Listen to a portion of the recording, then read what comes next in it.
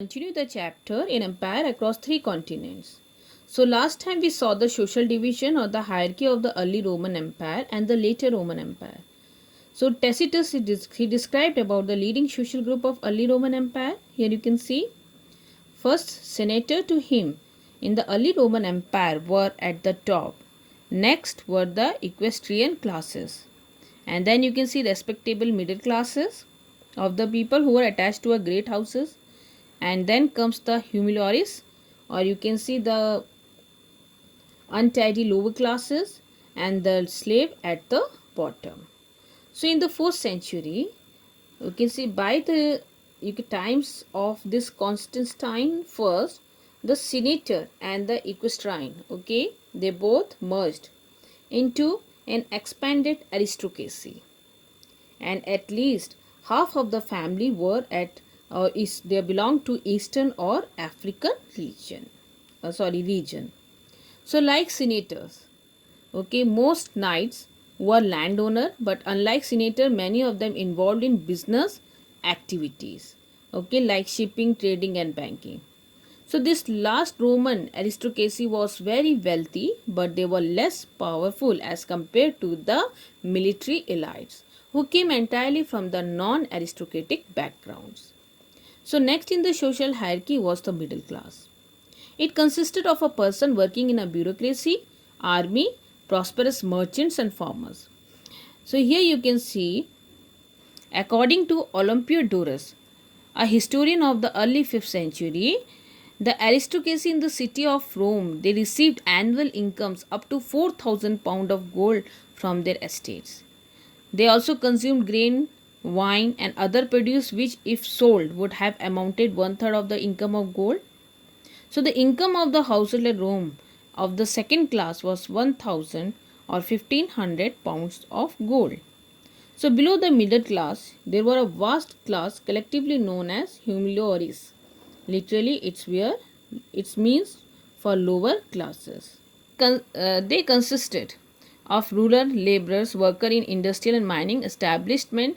You can see migrant workers who worked for the grain and olive harvest and building industries, self-employed artisans who were in better condition than the wage workers, a large number of casual laborers, okay, laborer employed in big cities, and finally comes the slaves.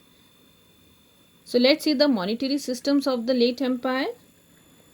If you talk about monetary system, we are talking the currency of a country. Here you can see the monetary systems of the late empire broke with the silver based currency. If you talk the monetary system broken down, what was the reason? You can see they used silver as the main currency. For the first 3 centuries, it was very popular. But in the late period, it was no more the currency of the Roman Empire. The reason behind it was the Spanish silver mine was exhausted, and you can see they were not having any sufficient stock to support a stable supply of silver. So Constantine, okay, he founded the new monetary system on gold, and its vast amount was in circulation throughout the late antiquity. So in the later phase of the Roman Empire, both the higher and middle class, okay, in bureaucracy was a comparatively affluent or wealthy group because they took their bulk of salary in gold and invest much of its buying up assets like land. So here you can see that पहली आप देखते हैं प्रथम शताब्दी में चांदी currency के रूप में चलन में था, लेकिन उसके बाद चांदी पर जो आधारित मौद्रिक व्यवस्था थी वो पूरी तरह से समाप्त हो गई, क्योंकि आप देखते हैं स्पेन के खानों में चांदी मिलनी बंद हो गई। सरकार के पास चांदी को करेंसी के रूप में चलाने के लिए पर्याप्त स्टॉक नहीं था, तो कॉन्स्टेंटाइन ने क्या करा, गोल्ड पर आधारित एक नई मॉनेटरी सिस्टम स्टैब्लिश करी। उसने लेट रोमन एम्पायर में सोने की मुद्रा भारी मात्रा में प्रचलन रहा, जो बाद में भी प्रचलन में रहा। वहाँ के नौकरशाही जो थे, या हम कहते हैं ब्यूरोक्रेट्स, ओके, और जो मध्य वर्ग जो थे, मिडिल क्लास, वो ज़्यादा धनी थे, क्योंकि उन्हें जो वेतन मिलता था वो किस रूप में मिलता था, अब सोने के रूप में मिलने लगा, क्योंकि अब वहाँ पर जो आप देखते हैं डिनोमिनेशन इन गोल्ड, यहाँ के आप देख रहे हैं तो उनको जो वेतन है सोने के रूप में मिलने लगा है और वे अपने आमदनी का बड़ा हिस्सा एस्टेट और परिसंपत्तियां खरीदने लगे. So here you can see corruption in the late Roman Empire. So the bureaucrats, okay, and the provincial government, they became famous for the greed and extortion of money. But the government intervened repeatedly to curb or control this form of corruption. So how do we come to know that the government had made law to put an end to corruption? Because historian and other members of intelligentsia, the scholars, they denounce or criticize such practices. So here you can see the element of criticism is a remarkable features of this world. So the Roman Empire or the Roman state was an authoritarian regime or the dictator.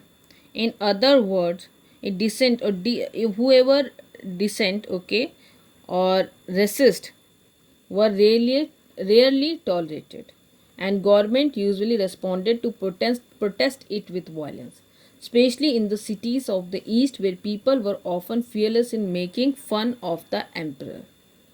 तो आप देखते हैं आलोचना के यह तत्व एक उल्लेखनीय विशेषता है कि अब की बार आलोचना किया गया है, तो ये एक प्रमुख विशेषता थी वहाँ की, क्योंकि आप देखते हैं आलोचना किसकी हुई है, ब्यूरोक्रेट्स एंड प्रोविंशियल गवर्नमेंट की.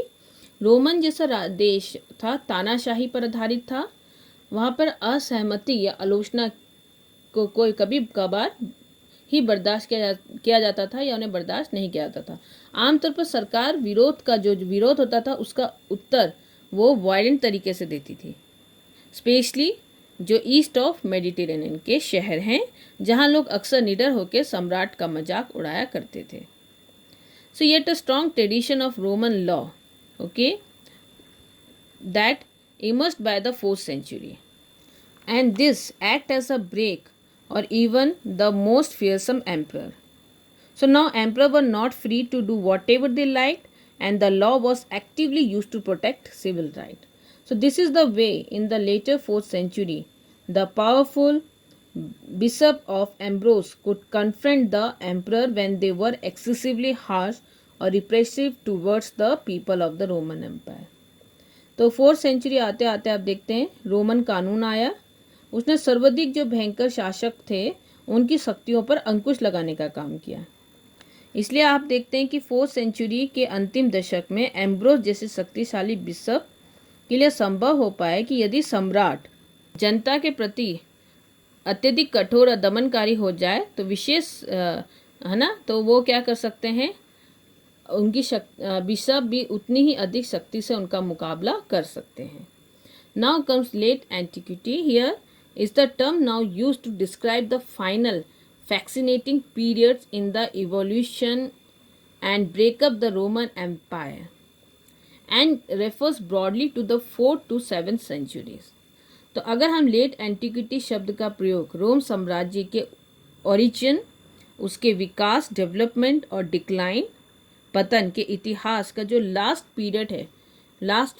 पीरियड है फैक्सिनेटिंग पीरियड का वर्णन करने के लिए किया गया है, जिसका समय का क्या है 4th to 7th century AD. So here you can see 4th century AD. The period was stirred up culturally and economically, okay, the time of disorder and trouble, and you can see considerable changes cultural, economic and administrative level. So what were the changes? Okay, at cultural level you can see momentous development in religious life. The emperor Constantine, okay, he decided to make Christianity as an official religion, and in the 7th century there was a rise of Islam. So there was equally important changes in the structure of the state also. So these changes that took place during the time of the ruler Diocletian, okay, in the year you can see 284 to 305 AD. So what Diocletian saw that there was a vast expansion of empire, so he left or abandoned some places, okay, abandoned the territories which were less significant, as far as concerned about economic and strategic point of view, if they are less important. He also fortified frontier. He made forts in the border of the empire. He reorganized provincial boundaries, separated military from the civilian, and granted great autonomy to the army commanded, and because of this they became more powerful group. So the Constantine continued the policy of Diocletian and modified and add some more rules on it.